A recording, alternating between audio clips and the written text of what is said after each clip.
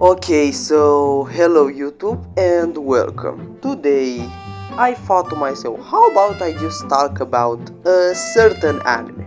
Now, I don't know if so many people are weebs like I am, but there was one anime that just left me with that feeling like there is something missing in my life. You know that feeling? The moment you finish a good movie or a good book and then you're left off with basically nothing. You feel like reality is basically, it doesn't even compare to what you have just read or watched if it was a movie. And this was the way I felt when I finished watching ReZero. I think some of you may have heard of this anime. It is basically one of the most popular isekai animes, and if you don't know what isekai means, neither do I. I will try to make a guess and think that it means something like living into a fantasy world with magic and with you get the idea, okay? A fantasy world, something that doesn't even compare to where we are currently now, as it is for the MC in this anime, ReZero. Okay, so now, spoiler alert. Maybe I'm just gonna maybe there will be moments in this video where I will talk about what this character went through. His name is Natsuki Subaru, and yes, let's just go. So first, what did I like in particular about this anime? So honestly, what I really liked the most was the suffering, guys.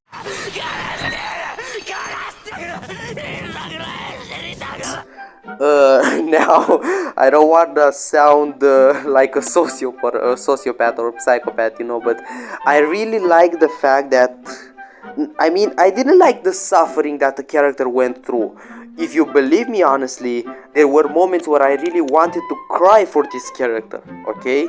But what I really was liking about this stuff, the suffering, was how Natsuki Subaru managed to push through it. Okay, you have to be really, I don't know. You really have to be strong, guys. I mean, not everybody is so strong that they can overcome so much trauma like this character went through. I mean, let me recall you some of the deaths that this character went through. He was stabbed in his stomach his stomach was sliced for 2 times. 2 times his stomach was sliced, and his intestines were sliced as well.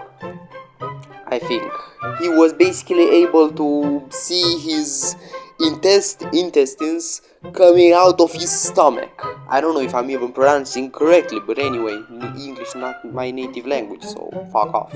Anyway, I don't think it was for 2 times. His stomach was actually cut for 3 times, now that I even remember. One was at the beginning of the anime, the second one was still at the beginning, and the third one was somewhere like in season 2. Yes.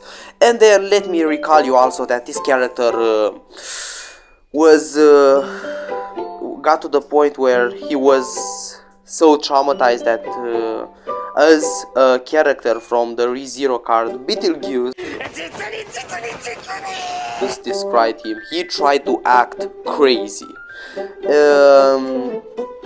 as a form of escapism. So this character also went through a lot of trauma, but not so much that it made him completely insane like Betelgeuse was. And he was also eaten alive by rabbits. He was also let me try to remember. He was also freeze to death. Yeah. into a mental space. He also bite his tongue. He also did bite his tongue, so he could commit suicide because of that suffering. And I think that was all it, or maybe it wasn't.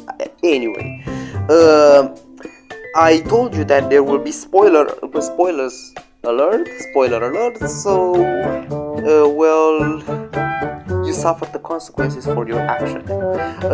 Well, yes, I liked the fact that even with all of those, he actually managed to push through. It is amazing to see a character go through so much trauma, so much suffering, and actually come out in the light. But also, what is interesting about this anime, in particular the author, is the fact that he made ifs. If you don't know what ifs are, it is basically what will have happened if Subaru chose another path. Another path. For example, these paths could be described as key moments in the anime where he had to make a choice. For example, pride versus humility. Subaru chose pride. There was a moment in the anime where Subaru had to call the guards to take care of the thieves who he got stabbed at some point, and in that moment he practiced humility. If he didn't, well, I will let you be my guest and go and make a search on Google and search ReZero what if pride. Or there are other things like sloth, greed, gluttony, whatever, you get the idea. Different paths that Subaru would have taken if he didn't do what he did in the anime. This is something amazing that I haven't seen in other animes. I mean, sure, there are some animes who make things like good endings and bad endings, but this particular anime did the unthinkable. Like, tell me go in the comments below and tell me an anime that has this way of doing things, okay? Not the anime, sorry. An author who does things the way he does. Maybe there are some. Yes, there are maybe better animes like ReZero. This is just my opinion, but guys, can you believe me that after I watched this anime, I was like, someone delete my memories of this anime so I can rewatch it again. It was like this, believe me, okay? So let's see. Maybe some of you want to know other things that I liked about the anime. No, I don't think there is much, okay? I mean, those maybe there are other things, okay? But I told you guys the things that stood out to me the most, which was the suffering and the amazing work of art that the author has done with the what ifs, okay? And there is also, I mean, I saw many people talking about the actors, okay, and how they did such an amazing job, and I think the author itself was an actor for the voices at some point, but I don't know, okay? But still, it was a very good anime. If you haven't watched it, go and watch it. But I will guess that some of you who had got through this point of the video already watched it, and you just wanted to hear a guy speak his point of view about how the anime was, when in reality you already know that it was amazing, but you just want to hear somebody talk about it again.